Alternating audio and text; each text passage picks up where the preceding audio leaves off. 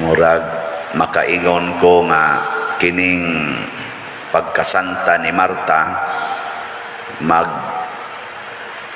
ni nato og pagtudlo ba nga kini sa dieng mga taong ratulon masanta gihapon or masanto. Kay kasagaran ani mga ratulon dali man na silang makasala, pero si Marta ratulon niya hyper kayong mo trabaho pero nasanta gihapon. Ngano man tungod kay panahon nga siya na stress sa iyang trabaho, miduol siya sa Ginoo. Ingon siya, Lord, kita madyo kang porti na nako dinhi nagkapuliki na kog maayo. Nganong di man ani mo sultihan ang akong manghod nga mutabang nako. Nya gisultihan man sa siya sa Ginoo nga ang gibuhat sa imong manghod mas maayo kaysa imong gibuhat. Mo nay naamguhan to ni Marta na kini di ay mga tawhano natong mga kabalaka, kahingawa o mga buluhaton aron kunuhay atong maatiman ang atong kinabuhi, hastang atong mga mahal sa kinabuhi, sama na mga anak, mga kauban sa pamilya. Usahay kung di nato ikonik ngadto sa Ginoo, mao nay maghatag nato og sala. Dali natang saputon, sige natag kahiubos, magsige natag yaw-yaw, sige kasuko. Tungod ana. Nya kamo sa inyong balay, unsaman mo dito? Relax o ratulon? Di mo magsigyaw-yaw. Ha? Dili mo magsige o kasuko, di mo daling masuko. Nay uban masuko lang tungod sa iyang paglimpyo sa salog, unya nisulod ang bata, nagtamak-tamak, daghan kay abog ang tiil, masuko. Tungod sa iyang pagpanglimpyo, maimpierno na siya. No? Sa uban magluto og pagkaon kay naibisitang pare. Nya ang pare kay daghan sad kaayo gidili, nikaon lagamay adtong utan og isda. Wa gyud kana katong iya mga humba, katong uban didto nya magtan-aw siya mahiubos, halas pader ba wa gyud kauyon sa akong linutuan. Wa oy, nakauyon man to pader pero nanagana lang basig di na siya kalakaw. Inshallah may kay na kong pagkaluto ang lambay, wa man gyud ditilaw pader oy. Ana, hiubos ba? Adiri kuan. Mao na usahay na anak ta maratol, pero si Marta didto siya nidangop sa Ginoo ug gitagaan niya higayon ang Ginoo nga musulti niya. Wa niya sakgawa ang Ginoo. Maminaw ba? Nang nindot kaayo ning maminaw kay mao may gibuhat ni Maria katong igsuon ni kaning Marta na minaw. Naglingkod ba kay nagsulti man si Jesus na minaw. Monay terminos mga propeta. Si propeta Samuel katong sigihan siya tawag sa Ginoo, Samuel, Samuel. Niingon dayon si Eli katong iyang pari nga gidangpan. Isa sa sunod ha, musangpit gani ng tinguga nga nimo ingna dayon sulti Ginoo kay namati ang imong sulugoon. Amo na inindot kayo. Kana bang maminaw tas Ginoo ba? Nindot kaya na. Suway ninyo, namoy problema, niyam aksyon na kagratol. Ayaw gratol. Ayaw sad pangitag solusyon sa imong problema. Luhod, ampo. Nyaing nang Ginoo, Lord, dako kay ni akong problema. Sultihi ko unsay akong buhaton. Kay dako naman kay ni akong utang. Niyang Ginoo, madyo ko magsugo ni mo anang pangutang at tubangan na lang ang kaso nga stapa. Anak. Di ka nga to sa imong pagbuot, Lord, ako ning atubangon. Ngano man ni Lord? Na positive man ning judgment sa judge, konbikto man ko. Nga dayon ang Ginoo, ato ba nga ang silot sa imong pagkamasinupakon. Relax ka na to. Prisuhan. 30 katuig ka. Dito. Onya, kay relax man ka dito. Unsa may kalainan nga relax ka dito, si kag ampos Ginoo, og sa di akas gawas, nga relax pug ka. Way kalainan.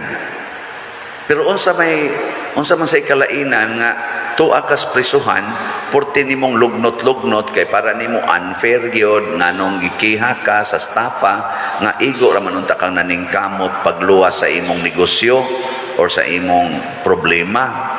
Ana, niya human di asa kas gawas, ratol sa kaika sa siging sulbad anang mga problema. Wa gyapon kalainan. Mura gyapon ka gipriso. So pasabot, kung maminaw lang ta Ginoo bisag asa tang dapita ibutang, relax. Mao ra gid na. Mao bitan nang moingon ko ang unang timaan nga ikaw santosonon samang Bishop Chupilo Kamomot, relax ka. Ug atong subayon ang kinabuhi ni Bishop Chupilo Kamomot, relax gyud kay siya. Kawatan siya, relax. Dauton siya, relax. Patay siya, relax. Nindot kayo, no? Ganahan mo relax o ratol? Gano, lingi ay mong tupad, be. Gana ay mong tupad, lingi ay. Na relax ka ron? Na relax ka? Bitana ka ng mga tao nga nagtrabaho, unya maputos sa utang. Ratulon man na sila. Ano bang mga maputos sa utang ba? Ratulon. Di ka maong maminaw Ginoo. Kaya maminaw lang kas Ginoo, pagkadaghan ng solusyon sa imong financial problem, nga dili kinahanglang mangutang. Usa lang gina program sa imong utok. Tungod kay naa kay trabaho, igarantiya nimo ang umaabot nimong sweldo, umaabot nimong dawatonon aron tubagon ang imong problema karon. Imong gigarantiya ang ugma para sa imong problema karon. Di man na pwede. Niingon man ang Ginoo nga ang ugma dunay iyang kaugalingong problema. Ang karon naa sa iyang kaugalingong problema. Ayaw dad-a ang problema karon ngadtos ugma, ug ang ugma sad ayaw sa dad-a karon kay mabugatan man ka. Muna Ingos Kristo, do not worry about tomorrow. Tomorrow has its own problem. And the problem of today is enough for you to handle. Ano yang gisulti? So ayaw na lang kay kanang ugma matud pang Kristo ang gaatiman ana ang ako mang amahan tanawa ra gud ng mga langgam sige ra gid sila lupad-lupad karon way siguro ugma maigo na sila tirador o makaon na sila sa iring o madakpan sa iring o di patay na sila pero enjoy sila karon. Pero bagunahon na ka la ugma unsa kay akong kanon unsa akong ibayad sa tuition ay ayaw, wa kayo siguro karong gabi wa na ka, patay na ka. Kawuri ba ni buugma? Way siguro gani abot des unahan, na nakras nga ka na ganing habal-habal, nadamagan ka, natumba ka, natusok ka sa kural sa imong silingan riari. Wa na, patay naman ka. Abong lang kagabal-habal. Di ba? Nya ngano sige mong kaguri anang ugma. Karon enjoy life with the Lord karon. Ana. Prago ninyo karon nanimba mo. Nagtuo day mo makauli pa mo sa inyo. Ha? Siguro mo? Wow, ay siguro igabutin mo das pultahan wa na, impas na ka. Nga naman, di lagi kita mao'y nag-control sa future. Muna diri sa atong unang pagbasa, si Propeta Jeremias, gisugo sa Ginoo, sultihi sila sa akong isulti kanila. Hinaot unta nga maminaw sila ug mausab ang ilang kinabuhi. Si Jeremias, hibaw siya nga kung musulti siya ato, dumtan siya sa tanan. Matod pa sa atong tubag sa Salmo, dili sana labaw pas gidaghanon sa akong buhok ang nanagdumot kanako. Kay bawo gyud kaayo si Jeremias pero relax kay siyang nisulti. Tinuod gyud ang iyang gisulti nga silutan mos Ginoo kung magpabili ning inyong pagkagahig ulo. Pastang sukuas mga pari, ang mga propeta nga dito sa templo, porting sukua, gipunsisukan siya o giingnan nga angay siyang patyon. Kaya nagpasipala siya nato, nagpasipala siya sa templo, pero relax ra si Jeremias, kay igo raman siyang nagsugnod sa sugo sa Ginoo. So kining pagpaminaw sa Ginoo, mosunod ani, magsunod ta sa pulong sa Ginoo. Nya kung magsunod na ta sa sugo sa Ginoo, dili sa atong sugo, ma-relax dayon ta. Masbon ako ha, kung magsunod ka sa sugo sa Ginoo, dili sa imong sugo, ma-relax ka. Hastang mga tao des imong palibot, ma-relax. Di mong tuwa na. Parihaan ang gikuan karon sa atong Santo Papa na siya katong ditong tingin apartment, tingin na siyang wali dito sa Canada. Yan, bisita man siya dito. Ningon siya, kini ko nung uban nga istrikto kaayo, mga pari, mga obispo, strikto kay tanan nga hasta sa pagbunyag sa bata, daghan kaayong disciplinary measures. Dili bunyagan kon single parent. Dili bunyagan kun way kasal ang ginikanan. Matud pa sa Santo Papa, inigda sa usa ka inahan sa iyang anak ngadto sa simbahan.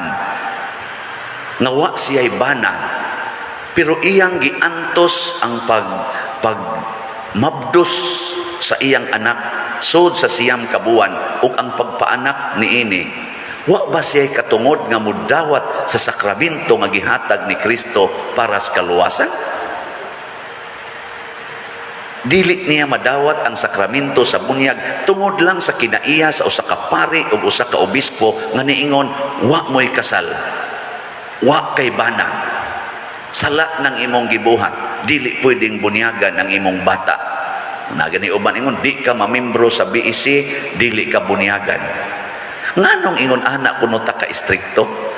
Matud pa sa Santo Papa sa iyang kuan karong panahon na nagkinahanglan tag mga simbahan nga abli kutob sa tanang muduol kaniya. Abli ba dili sirado? Abli. Saban. Ang adik-adik kun moso dinhi, abli unta ang simbahan. Ang mga prostitutes nagikan pa in taong nag-duty.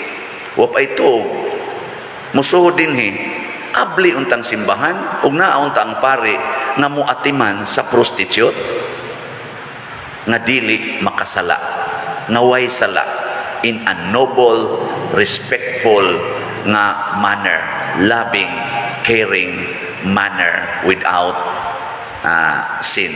Di pwede matud pa Santo Papa, di pwede nga makakita tag santo nga nagmisa sa altar nya makita pud nimo siyang nag-inom sad og beer kuyog sa iyang mga higala diha sa usa ka party or diha sa usa ka kaning ganing gathering. Di na pwede. Di pwede nga ang usa kuno ka santo mosod sa movie house kay mutan-aw pud siya og mo enjoy sa salida. Di na pwede. Pwede kaya nga naman God is everywhere o gusto siyang musulti nato diha sa tanang lugar. Why exemption? Mas stress man ta basta magbutang na tagdaghan kay mga barriers. Mo na gisulti ni Propeta Jeremias, paminaw mo sa Ginoo, kamo na may nagbuot din is templo, kamo naman mo'y naghatag og role, istrikto naman kay mustanan. Mura magwa na ni Ginoo dinhi. Mao na karon ang simbahan na nag-away na ang mga leaders, no? Nag-away nga naman ang ako namang pulong mo ay matuman di naman sa Ginoo, maminaw ta Ginoo, jadi ta mo insist aron di ta ma-stress. Si Marta di na relax pagpaminaw niya sa Ginoo, ingon din Marta, kana raman di ay maminaw lang sad ko nimo, napaig dang iyang gisugba dito. Siya Lord, napaig naman yung Ginoo nga naman dahil di kumuka og paig. Di ba? Mga untag paig. Tungod ni sa inyong pagpaminaw. Bitang naminaw ko sa Ginoo, niingon ko nga ang atong slots para ni Bishop Chupilo Kamomo to man tumahalin ang tanan, ingon ko i-extend nato hangtod mahurot ug moabot karong Domingo atong i-extend nya gahapon kay ang atong total nga halin niabot naman og 6,804 slots. 196 slots na lang ang nahibilin. So ako na ning ihonong karon. Mutan na ko sa Ginoon sa man Lord, padayon pa din na sa adyo. Tayo na lang kay na napamangkay iphonon karong adlaw nya ugma pa gyud. So ugma sa Domingo mo'y katapusan natong report. So hunong nata karon ha. Wa na di nata mamaligya og slot. Nahurot naman. Kani hurot naman gid ni. Hurot naman ni. Wa mangay mo report pa nato ang mga madre. Dako sa to sila halin dito ato lang tong tugutan kay na busy to sila ron. Ang ato din hinghalin sa ato 5,992 slots nya ang sa ditos DST as reported pa naapa sa 812 ang ilang slots nga nahalin. Ambot og do na bay additional basig mo report to karon atong paminahon. Pero ang event was successful nya og misubra man or nakuwangan di na problema basta na halin tanan 7,000 ka slots. Na congratulations ninyong namalit nya kamo mo pa kapalit tiwasan ninyo karon kay karon ang last day nato di nata mo baligya ugma hunong nata og baligya sugod ugma karon last day ba last day.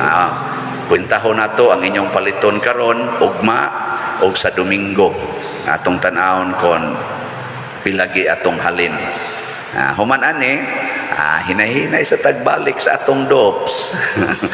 Di ba? Malipay na sa si San Vicente Ferrer. Maminaw lang po tagong sa isultis Ginoo. Og maingon nga padayon mo palit kay mutukod para batag dako kayong mga projects din kung itugot nas Ginoo sa atong kasing-kasing matukod ramang gina nato og di sa itugot okay ra pod, di ba? Mao na relax lang ta. Mantang maingon ang uban ako pa der dagko pa man kay na imong project mahuman ka na nimo nako kinsa man sa gaingong humno na nako nya kinsa man sa gaingong di na mahuman depende man na natong paghigugmay og naagi daghang upalit og slot sunod tuig na human na tanan og hinay sa dang pagpalit di antos haron ma-relax ta o ang importante nagsunod gid ta sa Ginoo matod pa sa atong tubag sa Salmo sa tingin diri Ginoo diha sa imong dakong gugma tubaga ako dako kay gugmas Ginoo nato di gid mahitabo nga dili ta niya tubagon di pwedeng pasagdan ta niya ilhon lang nato nga siya dako kayo gugma nato dili nato nausikan ang maong gugma maminaw ta niya nindot man kuning pabidahon ang tao nga nahigugma kay iyang isulti pulos makaayo nato pero maminaw ka ng tao wa mahigugma nimo kapoy no kapoy paminaw pero maminaw kas taong nahigugma ilhan na nimo kay luag imong dughan na siya so paminawa gid ang Ginoo kay dako kay siya gugma nato ayaw usik-usiki na manindog na ta pagampo sa katawhan mga igsuon ato karong pangayoon sa Ginoo ang mga grasya ang atong gikinahanglan pinaagi sa pangama ni Santa Marta. Moingon kita, Ginoo, dungga kami. Ginoo, dungga kami. Alang sa atong simbahang Katoliko, sa tibuok kalibutan, nga magmalahutayon sa kanunay, diha sa pag-alagad, magampo kita sa Ginoo. Ginoo, dungga kami. Alang sa mga pangulo sa kanasuran, nga mosalig sila sa Dios ug moalagad sa tanan, magampo kita sa Ginoo. Ginoo, dungga kami. Alang sa tanang nangalagad, nga ilang masinati ang dakong gugma sa Dios kanila, ug muhalad gayud sila sa hingpit nga pagpangalagad, Sa tanang panahon, magampo kita sa Ginoo. Ginoo, dungga kami. Alang sa tanang relihiyoso, nga andam silang mutalikod sa kalibutanong panginahanglan, ug mosalig sa Dios sa hingpit, magampo kita sa Ginoo. Ginoo, dungga kami. Nga imo untang isipon nga takos, ug mapuslanon alang kanamo, nga si Venerable Teofilo Kamumot, mabayaw ngadto sa altar sa mga santos, magampo kita sa Ginoo. Ginoo, dungga kami. Alang sa mga proyekto dinhi sa atong simbahan, nga pinaagi sa pangama ug pagiya ni San Vicente Ferrer, magmalampuson ug mahumanunta, sumala sa atong mga giplano ug gipangandoy, magampo kita sa Ginoo. Ginoo, dungga kami. Alang sa tanang mga benefactors ug donors sa atong simbahan, nga mihatag og finansyal ug lain-laing hinabang, ug alang sa mga nagtrabaho dinhi sa atong mga proyekto, nga hatagan unta sila sa Ginoo, ug daghan pang mga grasya sa ilang kinabuhi, malikay sila sa mga kadautan, ug mulampos unta ang tanan nilang mga paningkamot, magampo kita sa Ginoo. Ginoo, dungga kami. Alang sa tanang mga matay, nga sila makakaplag sa tinuod nga Kristo, nga mao ang tinuod nga kaluwasan, magampo kita sa Ginoo. Ginoo, dungga kami. O Ginoo, langit do namong amahan, dawata kining among mga pag-ampo diha sa pangama ni Santa Marta. Amo kining gituboy uban sa dakong pagtuo ug gugma pinaagi ni Kristo nga among Ginoo. Amen.